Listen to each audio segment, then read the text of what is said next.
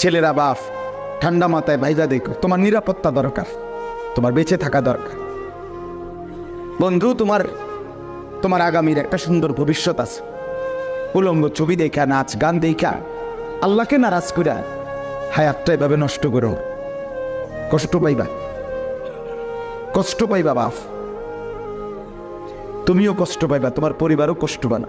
ও চিরি আল্লাহ চাহে তো হায়াত দিলে হতে পারে 10 বছরের মাথায় অনেক ছেলে বিবাহ করবে।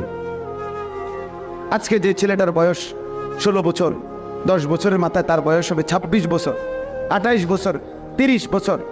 তো এই সময়গুলোতে 25 থেকে 26, 27 এই সময়গুলোতে ছেলে মেলে বিয়ে করবা। আল্লাহ চাহে তো ইনশাআল্লাহ হায়াত পাইয়ে তোমার একটা পবিত্র স্ত্রী দরকার, তোমার একটা নেক সংসার দরকার। তোমার স্ত্রী যদি চরিত্রহীন হয়, খোদার কসম এর চাইতে যন্ত্রণা।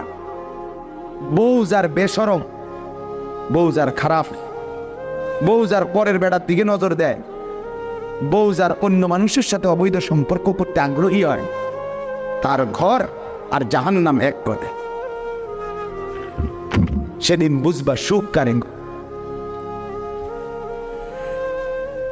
সেদিন বুঝবা কষ্ট কাকে বলে।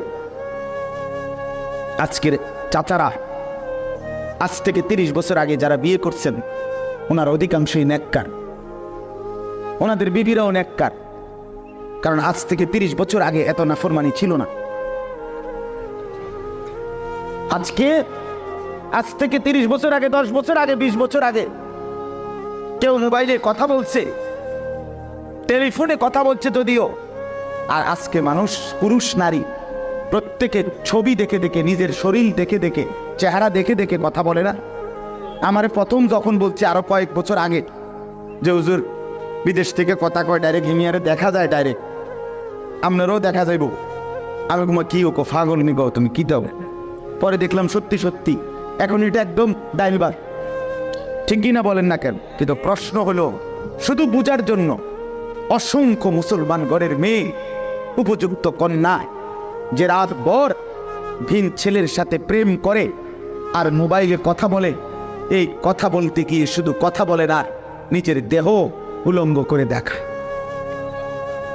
আমি জানাই আপনাদেরকে বললাম, আপনারা যদি ছেলের দিকে নজর না দেন, মেয়ের চলাফেরার দিকে নজর না দেন, শেষ পর্যন্ত বেইজ্জতি আর লাঞ্ছনা আর দুর্ভাগ্য ছাড়া কপালে আর কিছুই জুটবে।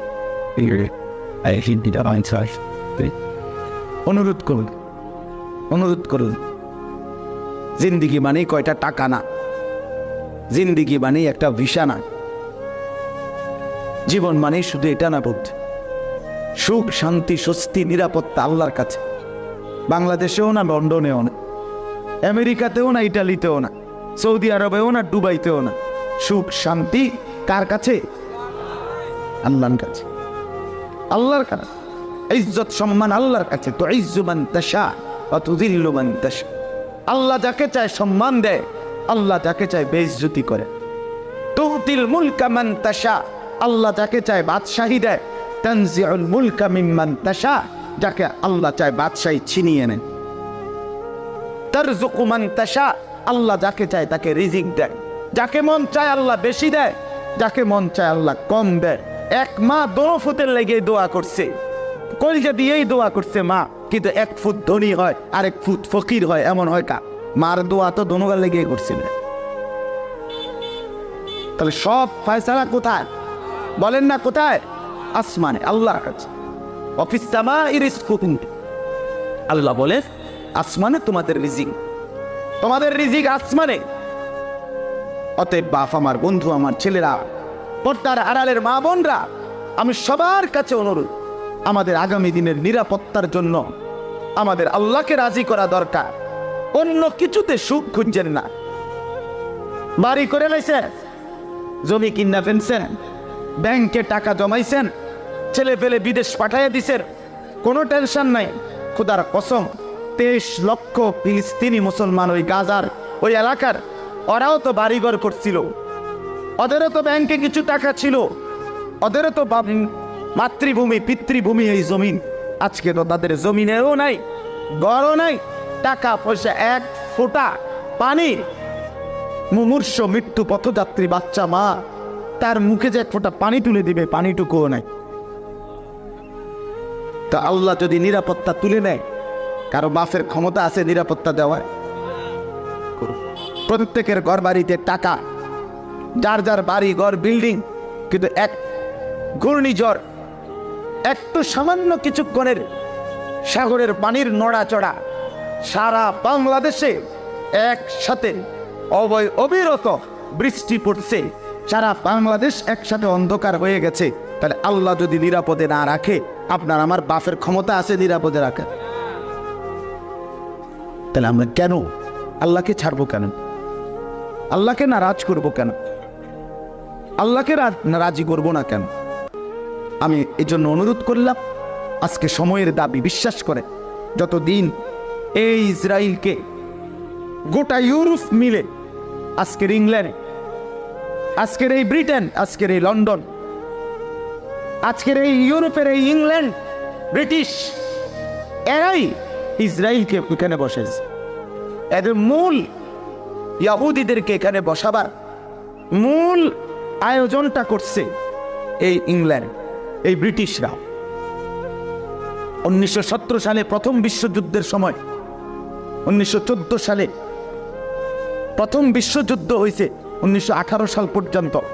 এই প্রথম বিশ্বযুদ্ধ চলাকালীন 1917 সালে সর্বপ্রথম ইংল্যান্ডের পররাষ্ট্রমন্ত্রী, ওই সময়কার আর্থার বেলফোর, তার নাম ছিল বেলফোর, এই খ্রিস্টান পররাষ্ট্রমন্ত্রী সর্বপ্রথম ইহুদিদেরকে, ইউরোপের তাদের এক বড় নেতা ছিল রথস্টাইল্ড, ইহুদি নেতা, তার কাছে ওয়াদা দিছিল, তারে অঙ্গীকার করছিল যে তোমরা আমাদেরকে এই যুদ্ধে যদি সাহায্য করো, তোমাদের আর্থিক ডোনেশন দাও, আমরা যুদ্ধ বিজয়ের পরে তোমাদেরকে ফিলিস্তিনে মসজিদে আকসা জেরুজালেমের কাছে তোমাদের একটা পৃথক আলাদা রাষ্ট্র, ইহুদি রাষ্ট্র আমরা করে দেব। 1918 সালে প্রথম বিশ্বযুদ্ধের পরে এই ব্রিটিশরাই আপনার ইহুদিদেরকে আইনা সারা পৃথিবীর থেকে এখানে এসে সব গদ দুয়ার কৌশল করে বারাইটার মতো আইনা বয়াইছে, রেডি করছে, কইছে এমনি থাকতো আইছে, এগুলা কোনো দেশ টেস তো নাই, যুদ্ধ বিগ্রহ কোনো বাড়িঘর নাই, উদ্বাস্তু হিসাবে মানুষে থাকে না অনেকখানে, এক এলাকার থেকে আরেক এলাকার থেকে বাসে আইছে, এরকম হয় না বলেন না? তো এরকম বলে এবারে থাকতে দিস।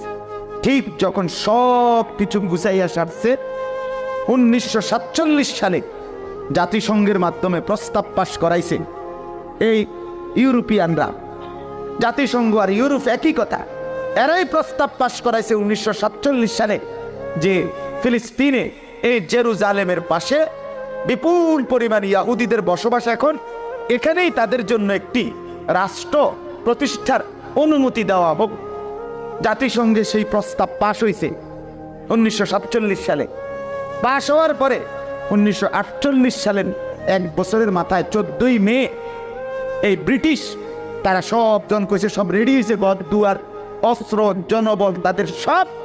তখন ব্রিটিশ বলছে আজকের থেকে ফিলিস্তিনের পুরো এরিয়াতে ব্রিটিশের যে কর্তৃত্ব, এটা আমরা তুলে নিলাম, মানে আমরা আমাদের রাজত্ব কর্তৃত্ব সরিয়ে নিলাম। যেমন আমাদের এই